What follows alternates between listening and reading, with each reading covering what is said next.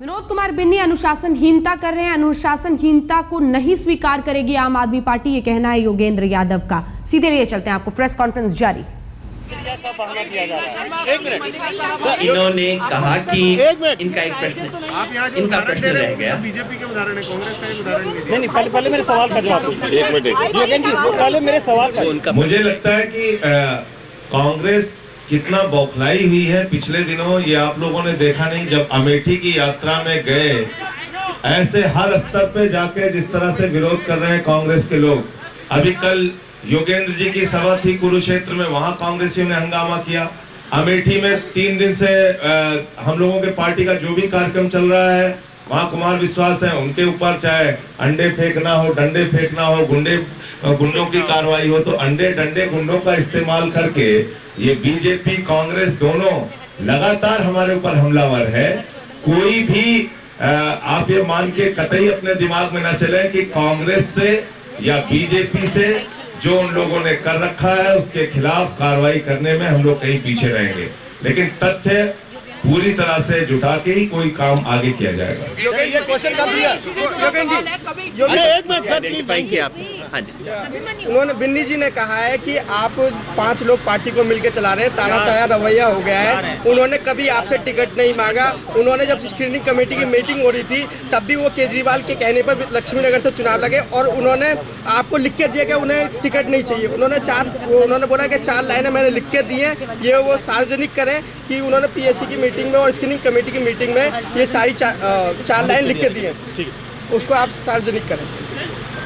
जिन 5 साथियों का उन्होंने नाम लिया, वो चीज आरोप तब बनती है अगर वो 5 साथी कोई व्यक्तिगत मित्र मंडली हो जिसका पार्टी की किसी औपचारिक कमेटी से कोई संबंध ना हो और वो लोग पार्टी चला रहे हैं, तो मुद्दा बनता है कि ये एक एक्स्ट्रा कॉन्स्टिट्यूशनल तरीके से पार्टी चल रही है।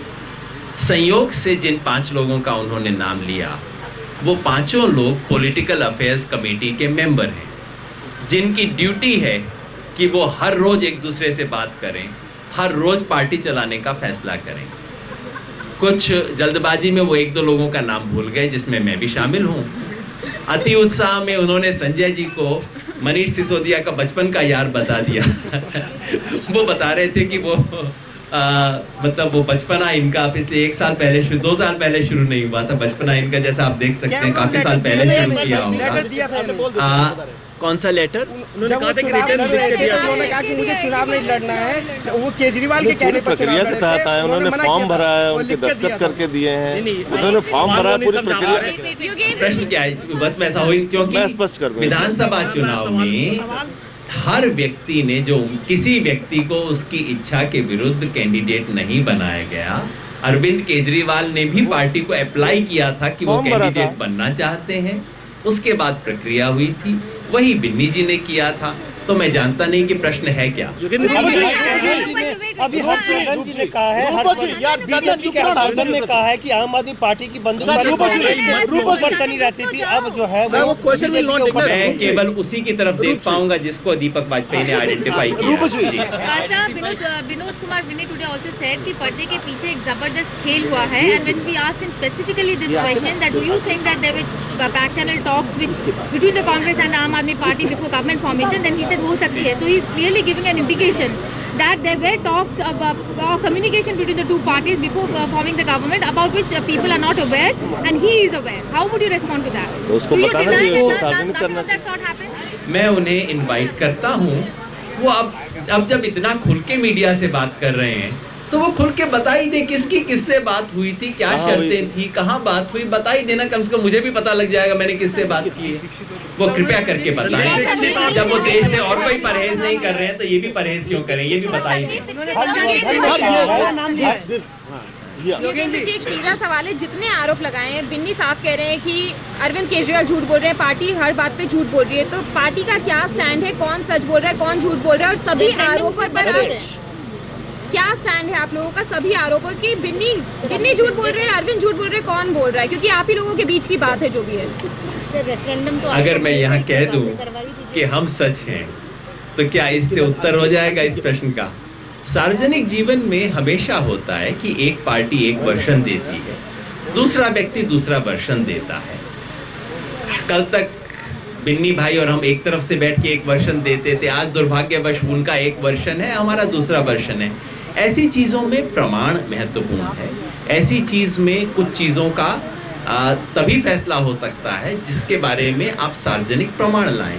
बिन्नी भाई ने जो ज्यादातर बातें कही हैं उसमें ऐसी बातें हैं जिनका बहुत आसानी से सार्वजनिक प्रमाण उपलब्ध है। ऐसी कोई बात उन्होंने नहीं की है जो बंद कमरे में 3 लोगों के बीच में हुई हो, तो हमें कोई गोपनीय प्रमाण लाना हो ऐसी कोई जरूरत नहीं है। वो इस बात के बारे में कहें कि इसके बारे में प्रमाण क्या है। अंकित एक सेकंड हो गया अंकित 2 quick questions. Do you think all these people, Binny, Mr. Gopinath, also a member Tina Sharma, all of them are now coming out speaking against the party? Does it hurt the party's image as you go for 2014 elections? And also Arvind Kejriwal yesterday said that the party has decided that none of the Delhi MLAs will get the tickets for the Lok Sabha. Does that rule out Arvind Kejriwal completely for fighting elections in the 2014 Lok Sabha? मैंने भी ये MLA वाली बात मैंने भी अभी media में पढ़ी है कि उन्होंने ये कहा कि इस आधार पर उनको मैंने ना। हकीकत ये है कि अभी तक पार्टी की औपचारिक कमेटी जो सर्च कमेटी और सिलेक्शन कमेटी है उसकी पहली मीटिंग भी नहीं हुई है, उसके पूरे आधार नहीं बने हैं और ऐसा कोई निर्णय नहीं है, अभी फॉर्मल निर्णय नहीं है। ये बातचीत होती है, बातचीत के अंदर कहा जाता है कि भाई आप तो पहले एमएलए ऐसा क्यों कर रहे हैं इत्यादि, ये जरूर हुआ होगा, लेकिन पार्टी का ऐसा औपचारिक निर्णय नहीं है कि किसी भी एमएलए को टिकट नहीं दिया जाएगा। पार्टी का ऐसा औपचारिक निर्णय नहीं है कि अरविंद केजरीवाल पार्लियामेंट्री इलेक्शन नहीं लड़ेंगे। लेकिन दूसरा आपने कहा कैप्टन गोपीनाथ जी के बारे में, टीना शर्मा जी के बारे में, देखिए हकीकत ये है कि काफी साथी आम आदमी पार्टी के मेंबर बने, ये बात हमें मीडिया से पता लगती है। अब तो एसएमएस से भी हो जाता है। अब तो एसएमएस से पता लगता है। मेरे ख्याल से इसमें 2 अलग सवाल हैं। एक तो कॉन्ट्रडिक्शन वाला जिसका मैं पहले ही उत्तर दे चुका हूं कि जब तक वो पार्टी के ऑफिस बेरर्स या स्पोक्स पर्सन नहीं है तो कॉन्ट्रडिक्शन का कोई सवाल, उसका कोई महत्व नहीं है, उसकी कोई रेलेवेंस नहीं है। पार्टी की छवि से मैं समझता हूं कि इस वक्त देश में जो उभार है और जब इस तरह की चीजें आम आदमी पार्टी पे कीचड़ उछालने की कोई कार्रवाई होती है तो मैं समझता हूं जैसे आप और मैं बैठ के सोच रहे हैं कि बिन्नी जी ने ऐसा क्यों किया, उसी तरह से आम लोग भी बैठ के सोच रहे होंगे कि ऐसी चीजें लोग क्यों कर रहे हैं, वो भी कोई निष्कर्ष निकाल रहे होंगे इसके बारे में। आपका यो टर्न भाई भतीजेवाद का आरोप लग रहा है आम आदमी पार्टी की टिकट बंटवारे में बहुत पार्शियल हो रहे हैं, जिंदा लोगों को देख के उनको टिकट देने। किसका भाई किसका भतीजा बताई दीजिए आप। आम आदमी पार्टी के कॉन्स्टिट्यूशन में एक नियम है कि किसी एक फैमिली से एक से ज्यादा व्यक्ति ना कोई पोस्ट ले सकता है ना कैंडिडेट बन सकता है। अब आप बताइए किसका भाई किसका भतीजा मुझे पता लग जाए।